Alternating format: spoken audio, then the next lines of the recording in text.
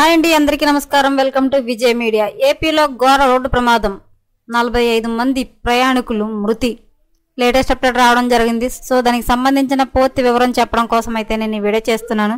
వీడియోని ఎక్కడ స్కిప్ చేయకుండా చూడండి, అప్పుడే నేను చెప్పే సమాచారం మీకు బాగా అర్థమవుతుంది. అలాగే వీడియో నచ్చితే కనుక వీడియోకి లైక్ ఇచ్చి నన్ను సపోర్ట్ చేయండి. కొత్తగా ఎవరైనా ఛానల్ చూస్తున్నట్లయితే కనుక తప్పకుండా సబ్స్క్రైబ్ చేసుకోండి. అప్పుడే నేను పెట్టే మరిన్ని లేటెస్ట్ అప్డేట్లన్నీ నోటిఫికేషన్కి అయితే వస్తాయి. అలాగే వీడియోని లైక్ చేయడం వల్ల వీడియో కొంతమందికి రీచ్ అయ్యి ఇన్ఫర్మేషన్ మరికొంతమందికి అయితే రీచ్ అవుతుంది. సో లేట్ చేయకుండా వివరాలు ఏంటో చూద్దాం.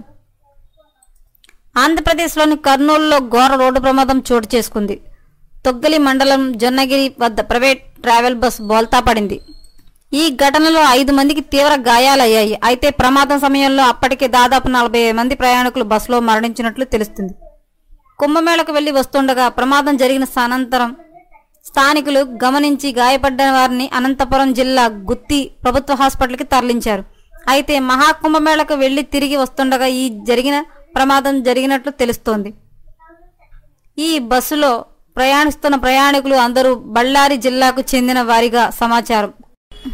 కుంభమేళకు వెళ్తుండగా మరో ఘోరం. ఇదిలా ఉంటే యూపీ వారణాసిలో మరో పెద్ద రోడ్డు ప్రమాదం జరిగింది. భక్తులతో కుంభమేళకు వెళ్తున్న జీపు మిర్జా మురాద్ సమీపంలోని జీప్టీ రోడ్లో ఆగి ఉన్న ట్రక్కును ఢీకొట్టింది. దీంతో 6 అక్కడికక్కడికే దుర్మరణం చెందారు.